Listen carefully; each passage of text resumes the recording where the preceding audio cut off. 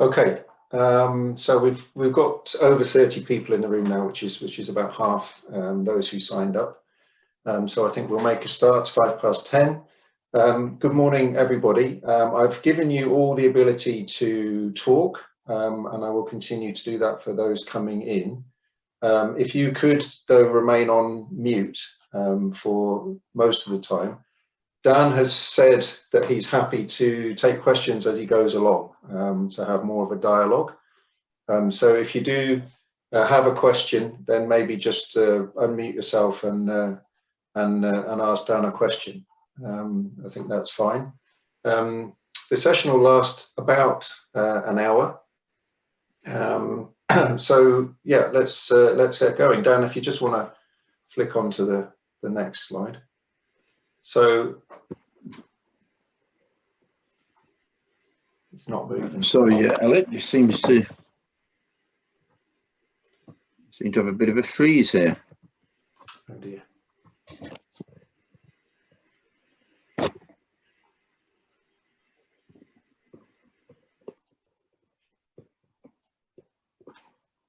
There we go. There we go. Okay.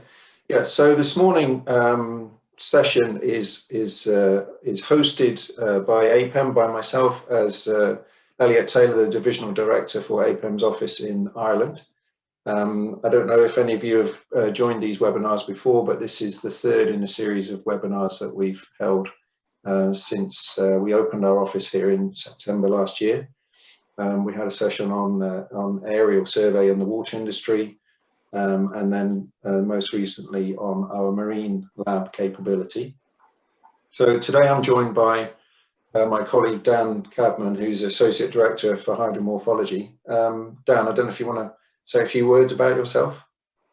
Yeah, I'm, as you said, Associate Director for the Hydromorphology team. In the presentation, I'll just recap a little bit on what hydromorphology is and what I spend my time doing.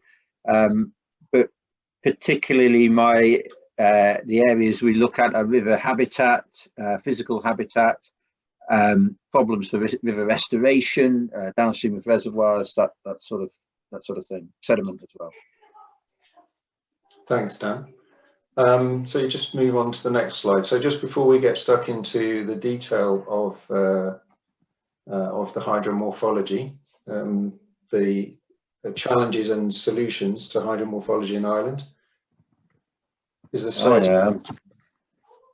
having a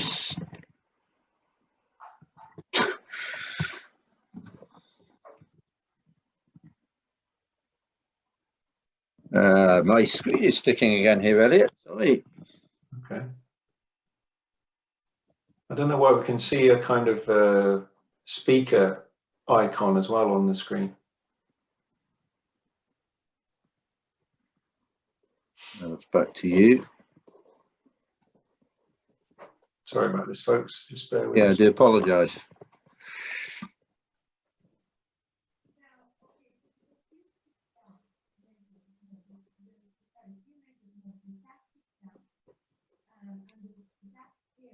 There we go. Okay, fine. Yeah. It seems so. For those of you who don't necessarily know APEM that well, we're originally a UK-based environmental consulting firm, now working with an office fully established in Ireland, but also in a number of other parts of the world. For example, working on offshore wind projects in the US, the one that's just been re-announced by the Biden administration at Martha's Vineyard. We're also working in Australia, Vietnam, analysing marine samples off the coast of Angola in Africa. So we work broadly, globally, and we also work from source to sea. So we have disciplines that cover terrestrial ecology in the upland, including forestry. We have a big freshwater consultancy division, both sort of physical and chemical and biological aspects of freshwater.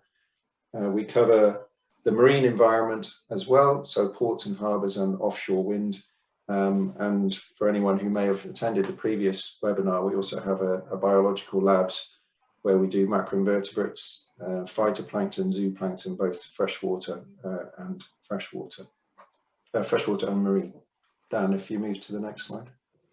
Yeah, so we have offices all over the UK now, and then you'll see there we have our office down here in Cork. We now have, it says 170 staff. I think we're probably up to about 200 staff now, rapidly growing. I have 2 marine staff with me here in Ireland already, and have 2 more staff joining this beginning of next week, one terrestrial freshwater and the other freshwater staff. So that's just a little bit of an introduction to APEM as a company, but let's get to the meat of the meeting, and that is on hydromorphology issues and solutions in Ireland. So I'll hand over to Dan. Thank you, Elliot, and thank you for everyone for taking an interest. It's really encouraging and really good turnout. What I'd say is, as Elliot has said, I'm happy for people to interject if they have a particular question. You know, I can always suggest that I'll take that at the end as well. I'm also happy for people to follow up with me on things as well, or via direct or via Elliot. So what I want to do initially in the presentation is just to outline what hydromorphology is. I don't want to presume too much, and a little bit of the legislative context around it. And it is quite a broad subject area. So I look then to different types of hydromorphology problem and the different sorts of solutions that we can bring to bear on those. Obviously, if people have got a particular interest, again, flag it to me and I can try and go into a little bit more detail on that, because there is quite a range and I've just had to sample the sort of rough plan for my talk. So just looking at what hydromorphology is, it's the physical and hydrological characteristics of rivers, which includes the underlying processes, and that is an important point. It's about restoring those in many respects, and the sorts of pressures that you see, they're very visible usually. The alterations made to the river channels, either direct modifications of channel form, which you can see 2 examples of on the top there, the barriers and weirs, and realignment and bank protection, and changes to rates of geomorphological processes, which sometimes isn't as visible but can be just as big an impact.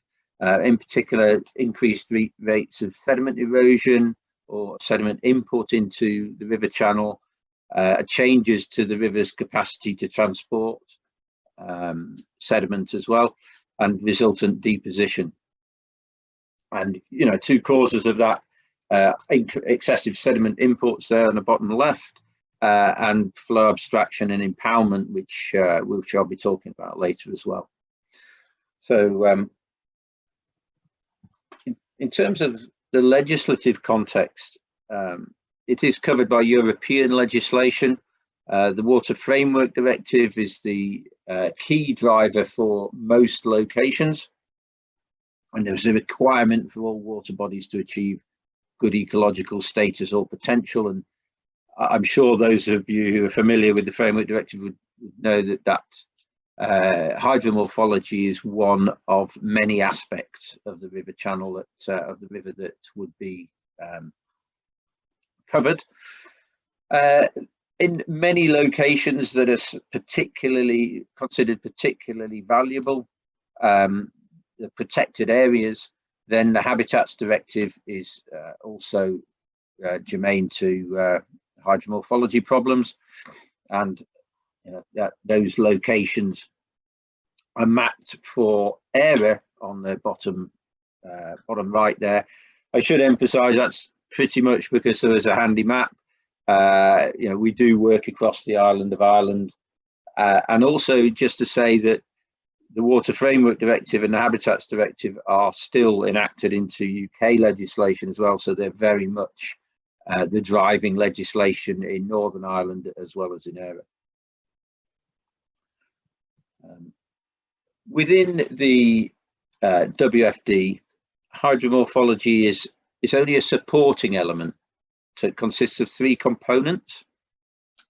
That is the hydrological regime, river continuity, and by continuity that is not just upstream and downstream, which is longitudinal, but also the connectivity between the river and its floodplain, and vertical movements, exchanges with groundwater as well, sort of unseen connection within the river environment. And the third aspect is morphological conditions, so river depth and width variation, the structure of substrate, and the structure of the riparian zone. So hydromorphology is this term, and I believe it was actually born with the WFD, which tries to encompass these various interactions between these three elements. But I should say that as a supporting element, alteration to these components is used to discriminate between high and good status only, and to classify water bodies as heavily modified. And it is worth a word on that, because that puts hydromorphology as slightly less important than, say, water quality in the eyes of the WFD. But insofar as unless it affects ecological receptors, you sometimes do not have to address hydromorphological problems.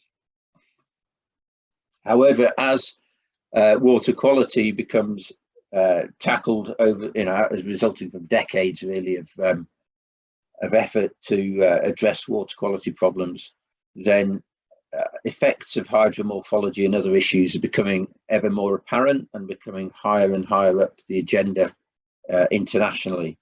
So there's a movement obviously towards catchment-based solutions, reconnecting rivers with the riparian zone, renaturalizing the physical habitat offered by rivers, and all of those are very wide, broad-based movements internationally, well established now. So specifically within Ireland, this there is a problem here. The rivers are a large majority, well, probably about half actually, are still at moderate or less or worse status. We have until 2027 to address that. Or by 2027, the target is that all water bodies should be achieving good status.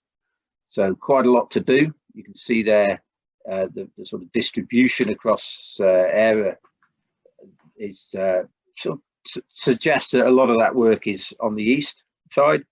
And when you look at the Habitats Directive, there's an awful lot of habitats that are at unfavourable conservation status, the great majority of them. So yeah, quite a lot to do. And when we look at the causes of failure, hydromorphology pressures are the third most prevalent pressure on water bodies identified as being at risk of not meeting their WFD objectives. So it is receiving a lot of attention within Ireland. That's 24%, behind agriculture and wastewater only. So significant pressures that have been cited are abnormally high siltation levels and physical modifications and barriers.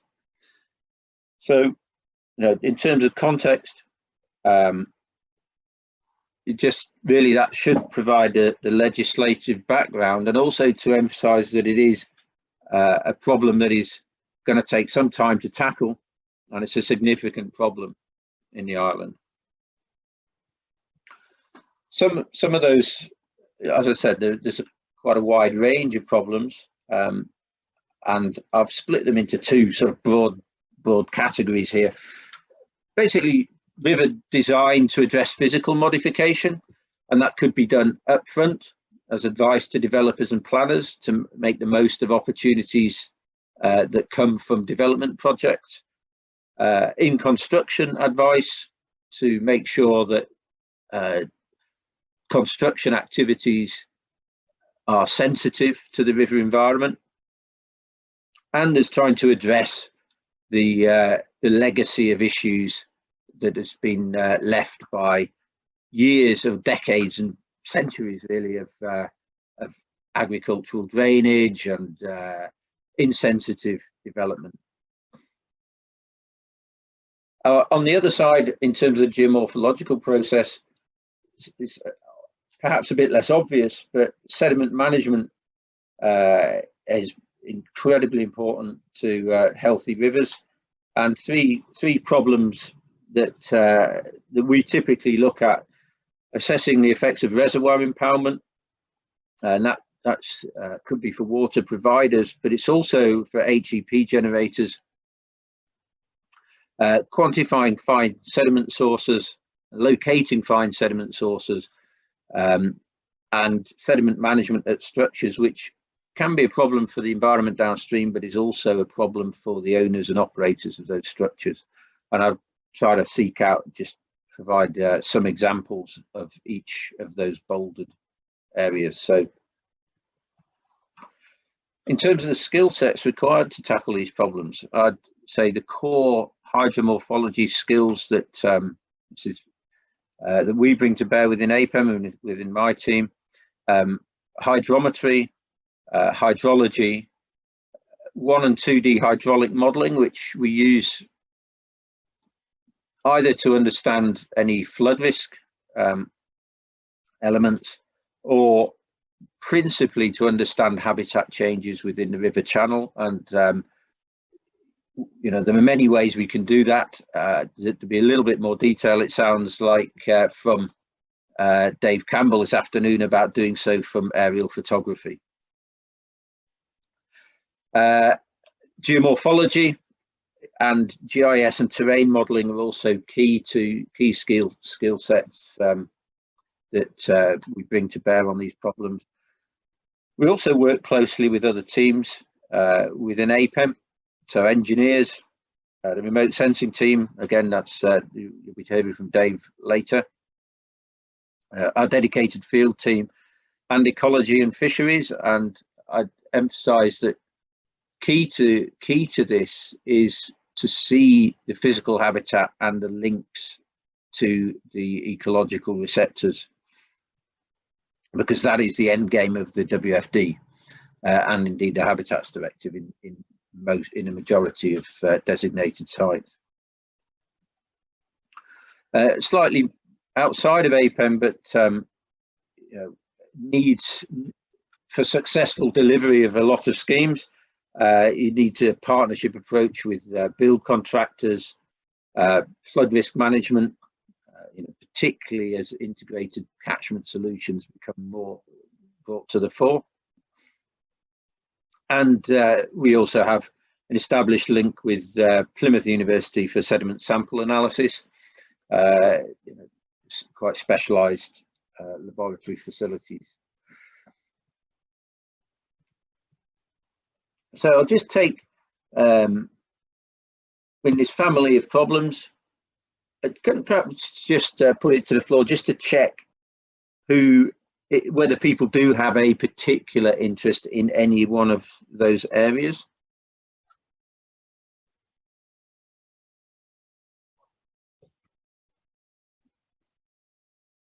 Okay, I shall carry on. So, river design to address morphological alteration is, as I say, you can deal with at the development stage, where typically we would look at sedimentation, whether there's likelihood of sedimentation, and potential improvements to physical habitat that can be gained in development projects. This one, for example, is the Saltire Brook in Manchester, where there's housing development, housing and office space being developed by the river. Obviously, there's some signature developments have made use of waterfront improvements to the waterfront environment in old docklands, etc. and so it's quite a in-demand service to understand how the improvements that can be gained to the river channel here. And increasingly we find, so what we've done here, for example, is hydraulic modelling to investigate channel realignments and the capability of the river to continue to flush sediment after it's been realigned. Increasingly, we try and embed net gain and natural capital in our thinking in these, looking at development opportunities as well. When it comes to tackling the issues of the past, I've just got a few examples here. You see big changes in plan form at the bottom left there. Agricultural drainage, just an arrow straight, offers very little diversity of habitat. It's essentially been diverted purely for conveyance purposes, allowing field drainage and transmission of water downstream. Urban development and barriers, so top right there, and bank reinforcement, similar legacy of interventions which have left an impoverished river environment, but also often a loss of amenity value, increased downstream flood risk as well. So it isn't only an ecological problem, and can have big impacts on other stakeholders like fishery interests as well. So typically when we're looking at design for restoration, these are a shared environment. People live by the rivers, they own the land by the rivers. So there's a lot of stakeholder work involved typically in these types of projects. And you have to arrive, the first stage really is to arrive at a shared vision. That may be restoration, which we'd term a full return to a pre-disturbance state, a full naturalization. To be honest, that doesn't often happen. Usually it will be a partial return, which we'd term rehabilitation, or it can be less less ambitious still, and just remediation of particular features that could be, for example, barrier removal to allow upstream migration of eel or salmon. And this, we go through this to the design process. That goal setting is critical to achieving a solution that stakeholders can align with. Typically, it will then go through optioneering and feasibility, and this is sort of, really consistent with many engineering projects, because ultimately this is what they are. They're engineering and build projects. And after optioneering, a concept design, outline design, and detailed design stages. Then we move on to the build, and often forgotten, but something that we really look at closely is monitoring the effectiveness of the intervention. Can't be done everywhere, but APEM have involved in leading edge assessments of assessing the success of river restoration schemes, such as on the Tweed. And this is an area that is often criticised. The restoration community is often criticised for not really going back and checking whether the ecological goals have been met, often, or the process goals have been met.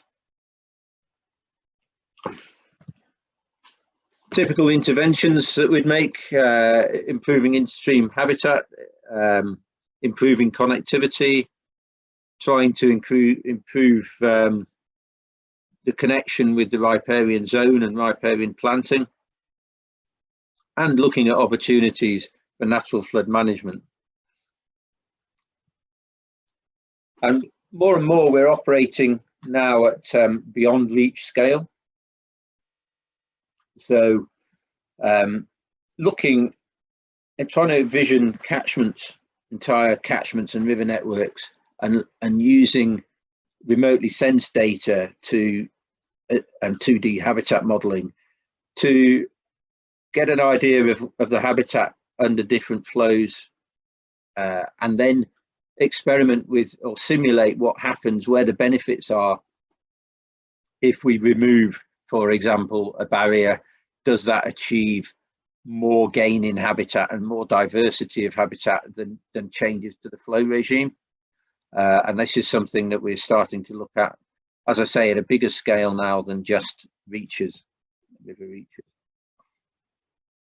I'm going to skip over this one because I think you'll get plenty of this from Dave. But we're working this. I was going to give an example of working with the remote sensing team on that.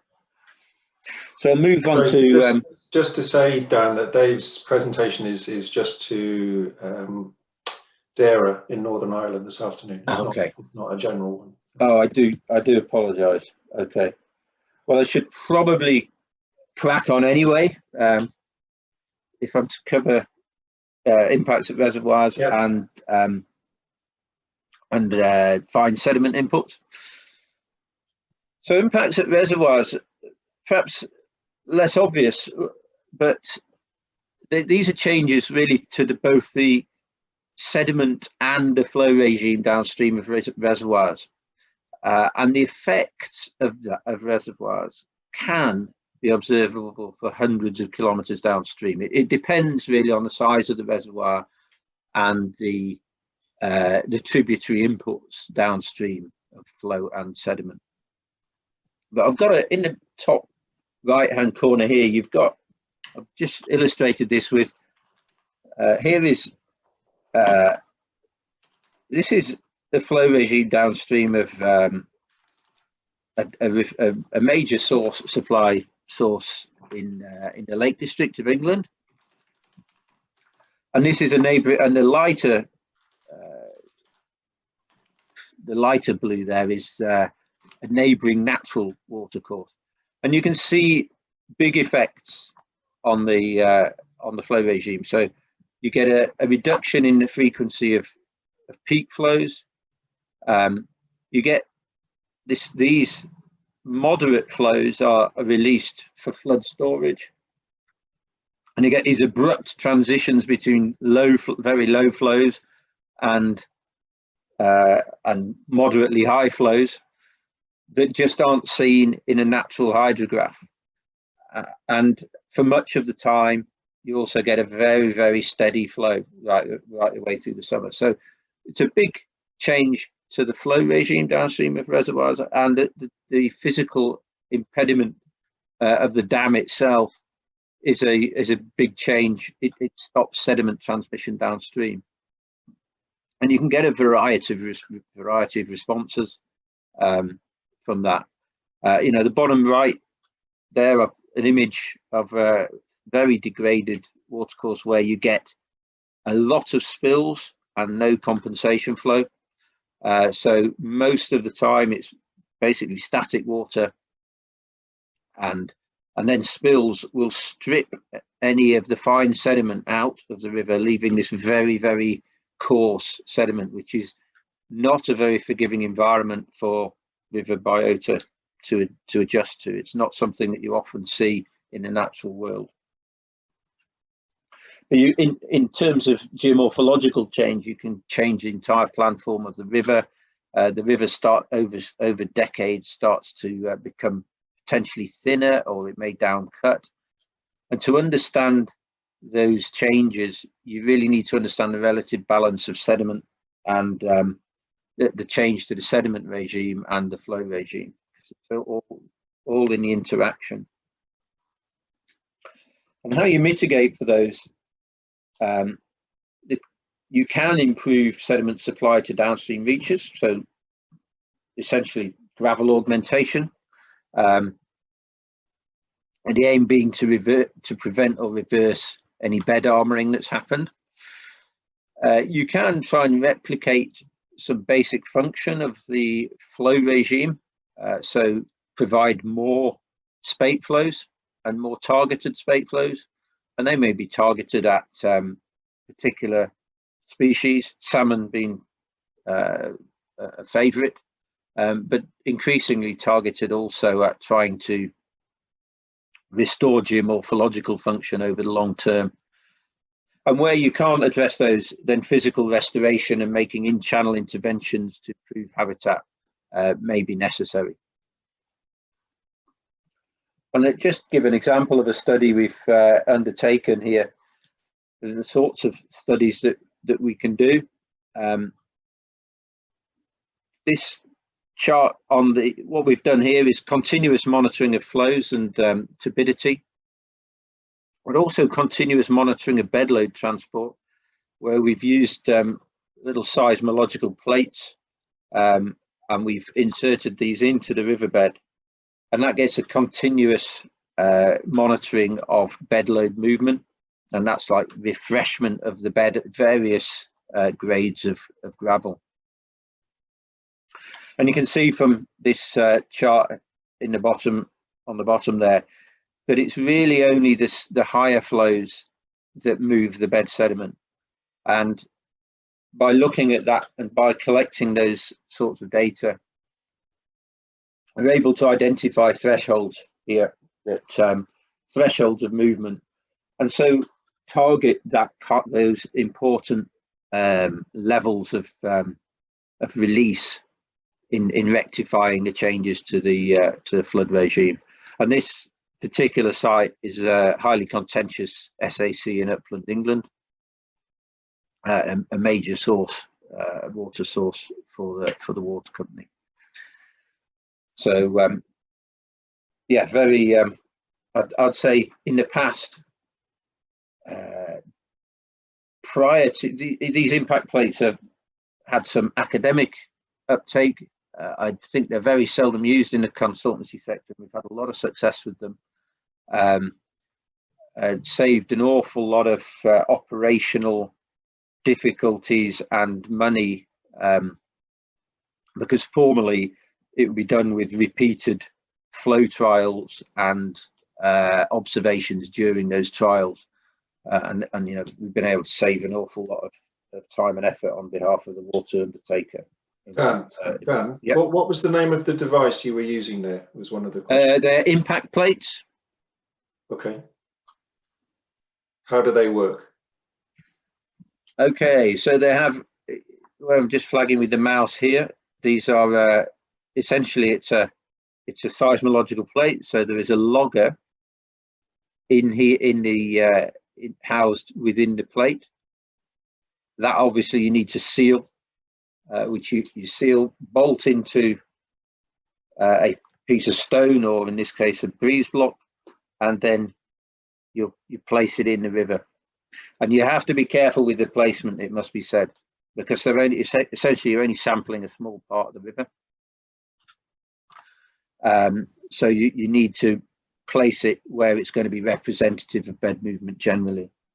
So I also say the movement of sediment around it or over the top of it, or what happens is that when it records every time a sizable piece of sediment hits the plate. Okay. So it doesn't capture fine sediment. It's aimed at gravels, and you'll see that. And this is also quite a new application. But we housed two plates of different sensitivities next to one another. The aim being that we could understand whether you would strip out finer gravels and just leave the coarse gravels if we made releases of various flows. Okay, you know, as I say, not something that's been done widely, but has proved very, very revealing. Thanks. I'll just move on to addressing fine sediment at structures. You know, fine sediment is a real problem to the river environment. What it can tend to do is smother gravels, which are important for. Often this kind of work is driven by salmonids, so salmon, Atlantic salmon, trout,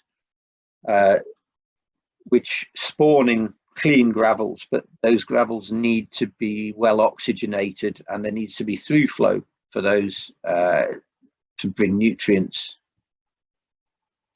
The other main driver of this type of work is freshwater mussel, which are becoming increasingly rare and valuable, and we've done large-scale work on those in Scotland, but I'm afraid I can't share some of that with you because freshwater mussel are becoming so valuable, and Scotland is such a refuge for them that we don't even share what catchments we're working in, I'm afraid. So what we're trying to do with fine sediment, I'll give you an example here. Is the sources can be manifold. So agriculture is a particular problem. Forestry, particularly after felling or during the early stages of plantation, and degraded peatland, and obviously those three are also all problems within Ireland, but we share them as well in the UK. Bank erosion as well can be an important local source, and you can get oddities such as point source. I've previously done work in with relic mine tailings, and there you get the additional problem of contaminants in the fine sediment. So in this example, we've been working for a while with one of the main water companies in England on an impoundment of theirs, which is an important source for them. It's a catch water that diverts water into one of their main reservoirs.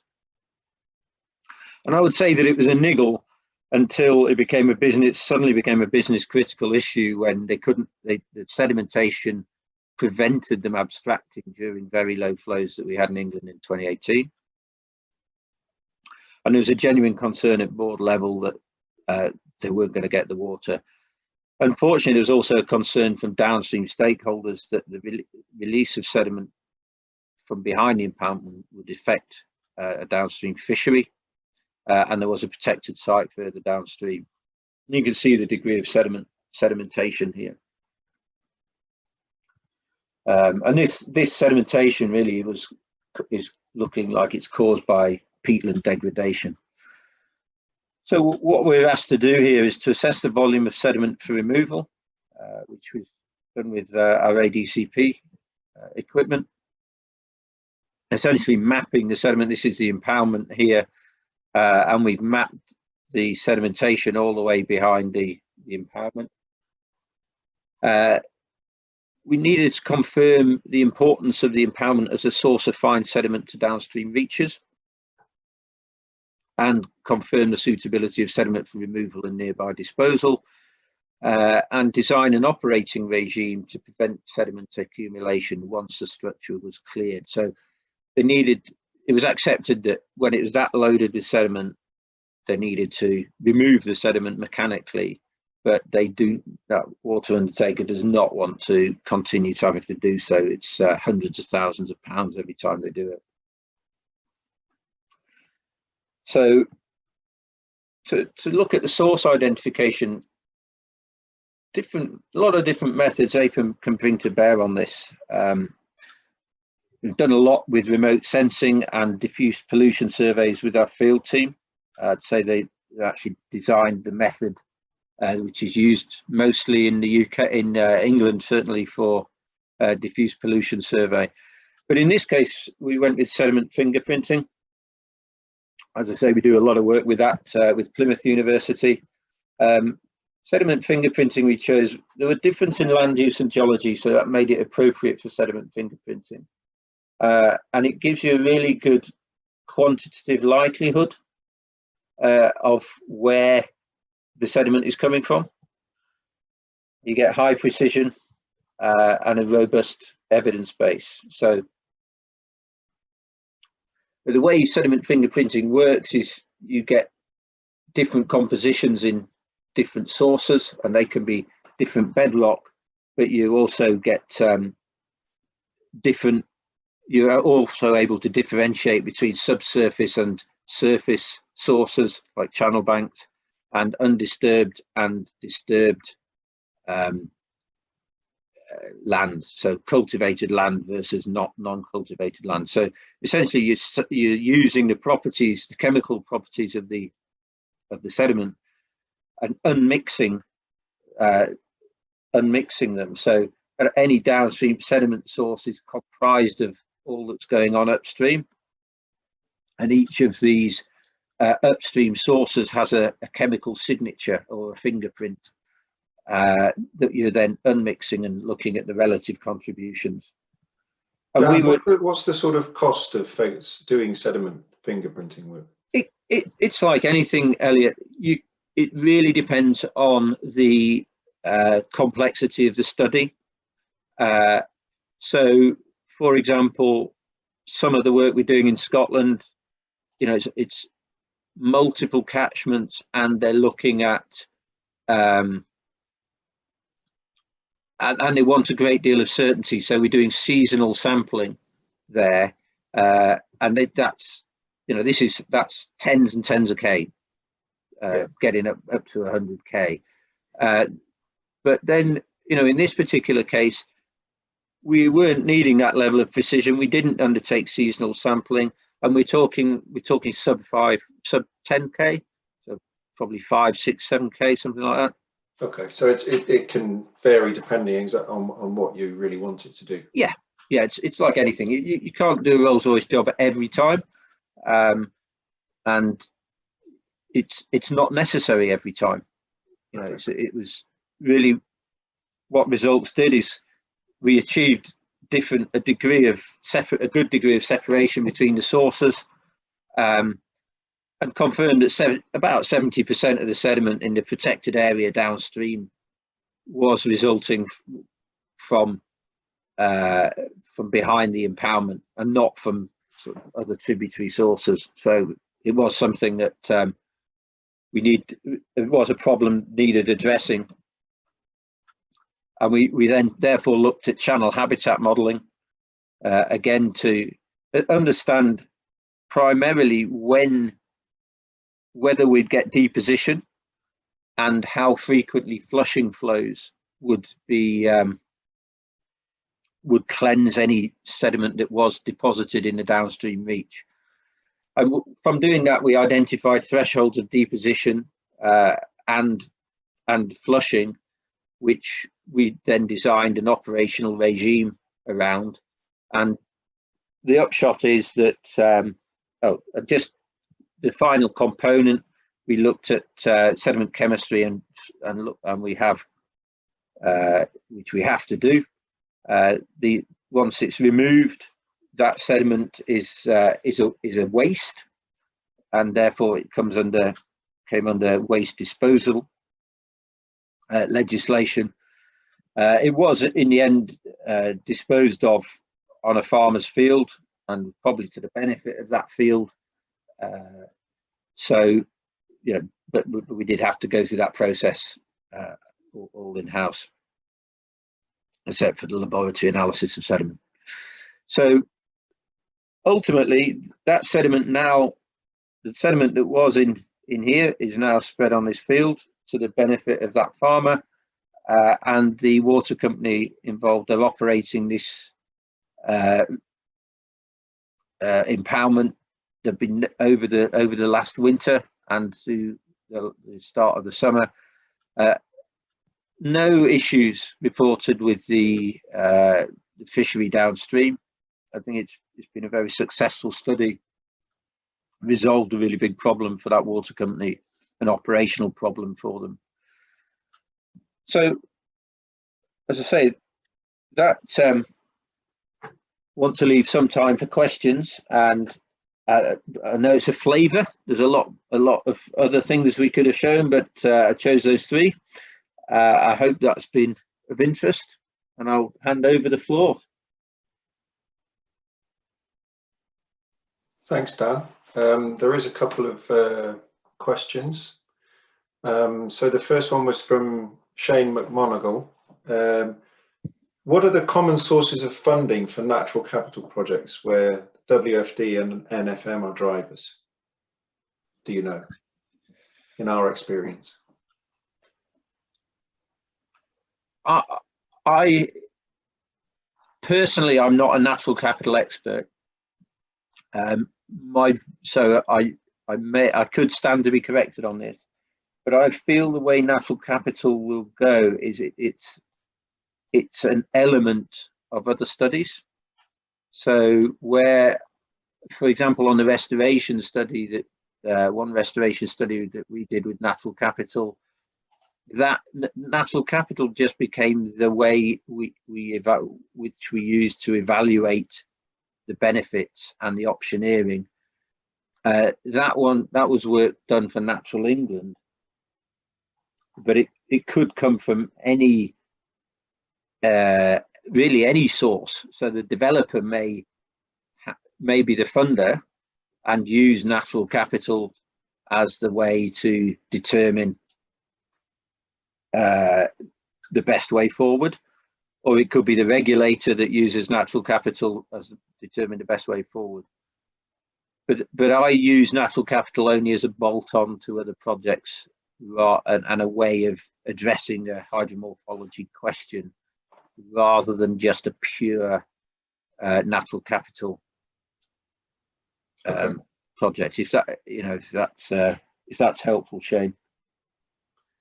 And Dan, there's a question from Karen Griffin. How does APEM see their role in working with agriculture sector, where many see the rivers as a drainage function? And how would one address gravel removal that is seen as an impediment to flow and bank erosion? Yeah, very, very difficult. And it does very much depend on the stakeholders. Where I've come across this, we are usually working for a client, so it's not often the farmers themselves. It would be a water company or an electricity provider or one of the regulatory organisations potentially. And we have worked with farmers, and it can take a lot of stakeholder consultation. I've found that they have often quite entrenched views, if it's not meant in a pejorative sense, but they see, they have very visual experience of sedimentation, and to them it causes a problem to their fields, in accelerating flooding. But what they don't often see is that by taking the sediment out, they're stopping the river adjusting, and then often all they're going to do is get sediment redepositing. I've come across, for example, in the Lake District of England, where they've widened the channel, and they dig it out, widen it, and all that's done really is mean that there is less capacity to transport sediment, and therefore you get more deposition. So they're trapped in this circle of having to clean it out every few years. Yeah. And so what I've tried to do there is to show them what the trap that they're in, so that they try and understand the process behind that sedimentation, and to see if there's a better way. And I think there's also sometimes, we can't be too idealistic about this. They often need to see a quid pro quo, and you can, in restoration projects, try and look, for example, to use, say, backwater habitats as secondary channels that may reduce the chance of flooding for their fields, or if you are going to realign the channel, to perhaps make some areas a little less prone to wetting as well, just by using it as infill. But sometimes there just is a little bit of a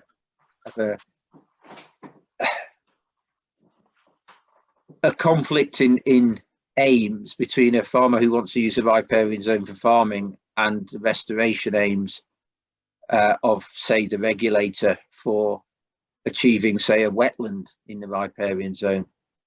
And often that's a difficult part of the gaining a shared vision. And I think it's overstated sometimes that sometimes you don't always get a shared vision.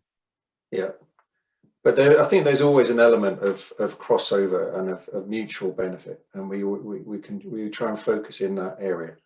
Another thing that we had done on a project was to actually organise some kind of exchange visits. So we took farmers from the upper catchment to the lower catchment, and they were quite shocked by what they saw in terms of the quantity of sediment that was being deposited in the lower catchment and that was coming from the upper catchment. So I think things like that help to explain the issues actually visually and practically can also assist with helping people change their minds. Yes, in my experience, it's very much a community, and people don't want to be seen as acting against others in that community. Yeah. Any other questions? Graham. Yeah, Dan. Hi, Graham Thornton here.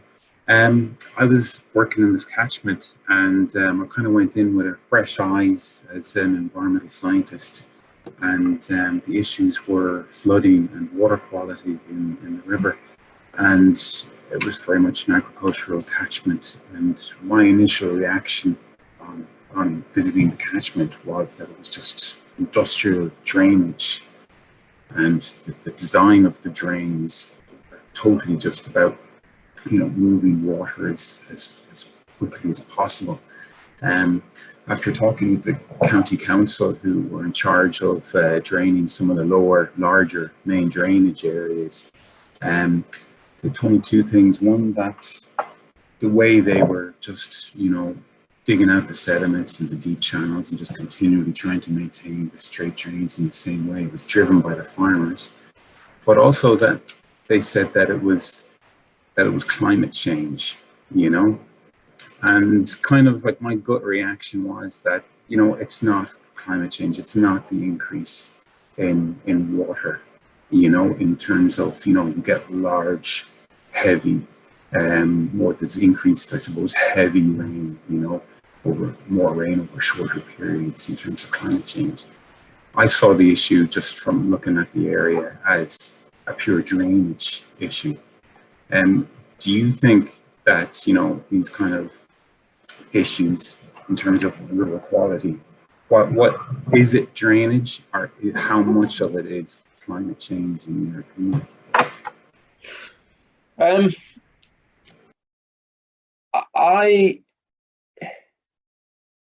I mean, I don't want to downplay climate change, but I generally tend to the view that habitat change is actually a bigger problem.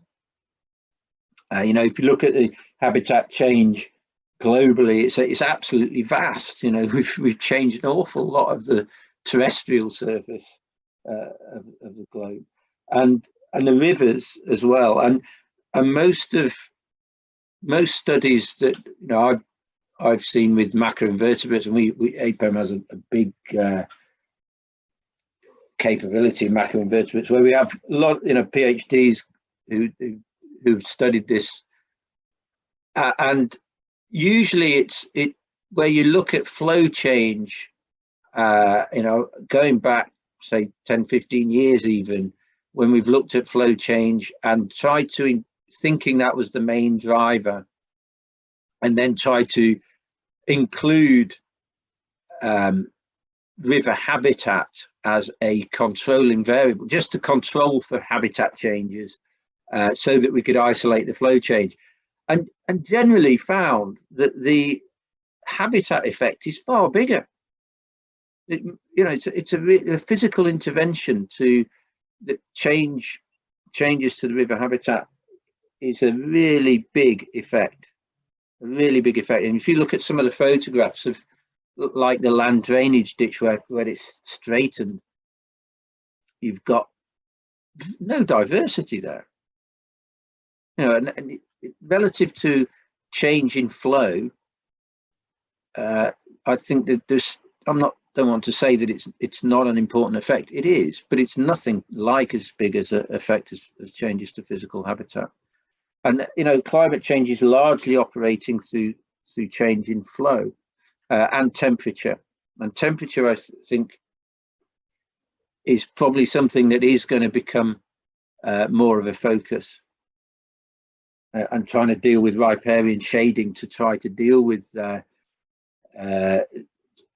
temperature increases to watercourses. But yeah, no, I'm afraid I would put physical habitat above climate change when it came to the river environment. I'll stick my neck out. Okay, thanks, Dan. Yeah, there is a tendency for people to kind of hide behind climate change as a cause for this, you know, when there could be better things that are causing it. Thanks. Yeah. And there's also a question whether the seismic sensor on the breeze block how is it secured in the river? It's the weight. So you do need something fairly sizable. You do want to make sure it's not going to get scoured out downstream. Is that the concern? Gemma, do you want to just come online and ask your question so Dan gets a bit better understanding? Gemma Gorman, you typed the question. Yes, no, I was just wondering, was it actually secured in the river? Because if it's very active, it's going to, you're going to have the problem of it'll be washed away. And also, if it's a sensitive river, you don't want to be in the riverbed causing any, like, interfering with the riverbed either. So I was just wondering, was it purely based on its own self-weight to? It was. We have. I think you could bolt them on in situ into an existing bit of bed, but I think I would limit your choices, and it is quite important to get the right location in the channel. The other thing that I think you do have to be careful of, which I've seen more often actually, is where if you put it in a depositionary location, you may not find it again. You know, it becomes buried, and therefore it's not recording anything. You know, a realistic sample of movement. So I actually feel burial is more of an issue for these than scour, even in an active channel. Thank you.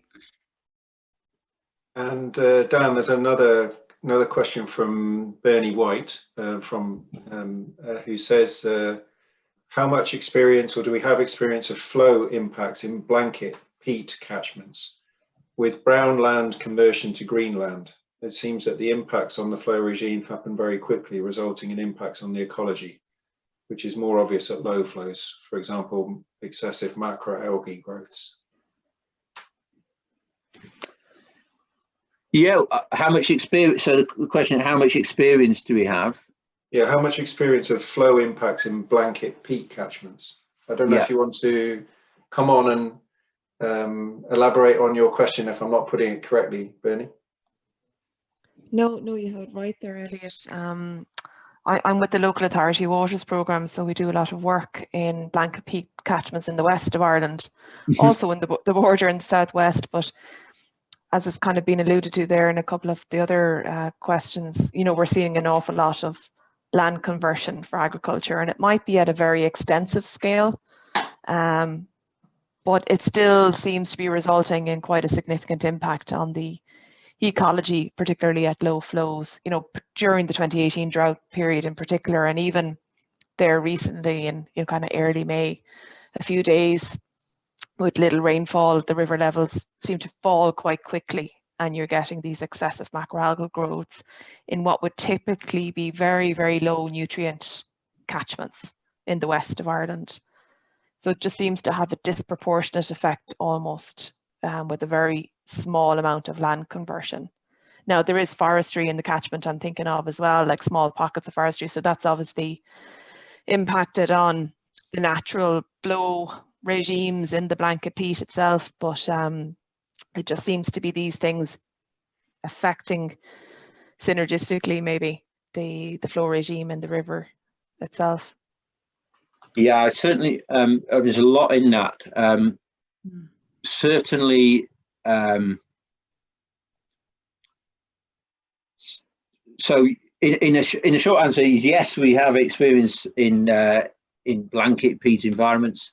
You know, a lot of in England, Scotland,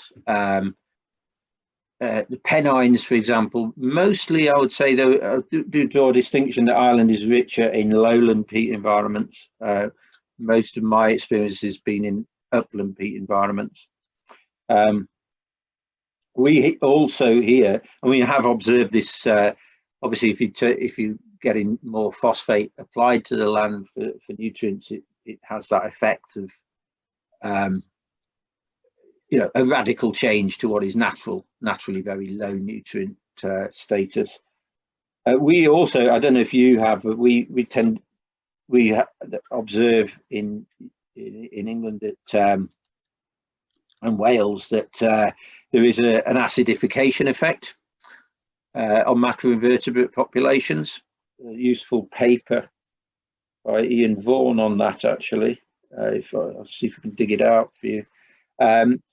And strangely, in the Pennines, I mean, I don't know, you may not have this, but in the Pennines we have this issue of accumulated aerial-borne pollutants from the Industrial Revolution that get released as well.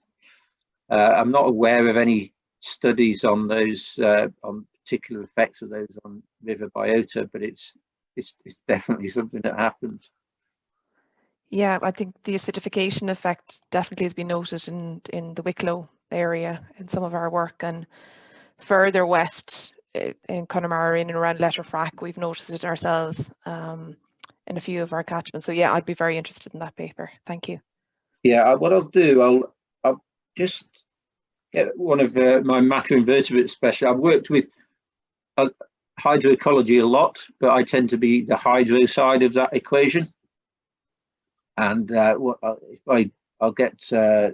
pass that on to one of my macroinvertebrate focused colleagues. Thank you. That's okay. Yeah.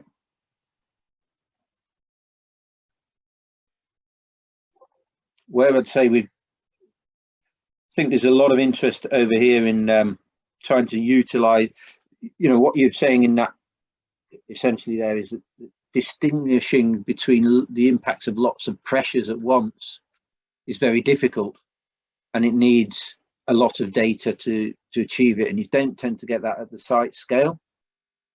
And we're trying to tackle that through looking at mixed effects statistical models using, you know, sort of national scale data sets or regional scale data sets, because we just can't get the data at site scale. It's just too long a commitment to have the statistical power to discriminate between so many different potential pressures. Great. Thanks, Dan. Well, we're getting on towards 11:10, so I think we've probably taken enough time of all these busy people, unless there's any other burning questions from anybody. So we have another webinar scheduled for early August that will be on water quality, so a similar topic, water quality issues and potential solutions in the island of Ireland. I've put a web link there in the chat for where you can see details of all of our forthcoming and indeed past webinars where you can listen to recordings. I've also put down at the bottom of the chat my email address and phone number and Dan's email address if you would like to get in touch if you have any other questions for us. So with that, I'll say thank you very much to you all for attending, excellent attendance, and hopefully see some of you next time. And thanks to you, Dan, for your presentation. Thank you, Elliot. Not at all. It's been really, really good. Good morning. Thanks a lot for everybody too being so, you know, so interested. Yeah. Great. Okay. Thanks, everybody. Take care. Bye-bye.